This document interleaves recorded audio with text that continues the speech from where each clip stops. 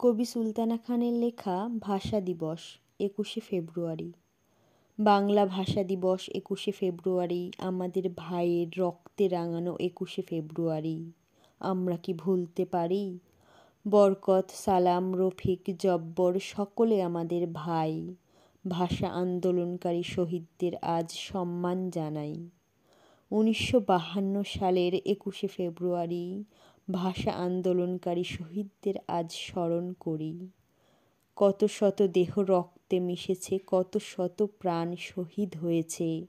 রক্তে রাঙানো ২১শে হয়েছে নতুন সূর্যোদয়। বাংলা ভাষার হয়েছে জয়। শোনো হে বরকত, শোনো হে রফিক, শোনো হে জব্বর, জানি তোমরা আসবে না আর ফিরে। তোমাদের আত্মত্যাগে বাংলা ভাষা আজ থাকবে আমাদের হৃদয় জুড়ে। আন্তর্জাতিক মাতৃভাষা দিবসের সেই ২১শে ফেব্রুয়ারি, এসো আজ সব বাঙালিরাই একই সুরে গান ধরি। বাংলা মোদের মাতৃভাষা, বাংলা মোদের মধুর ভাষা, বাংলা মোদের ভালোবাসা। বাংলা মোদের মাতৃভূমি, বাংলা মোদের জন্মভূমি। মোরা বাংলায় লিখি, বাংলায় পড়ি, বাংলায় গাই গান।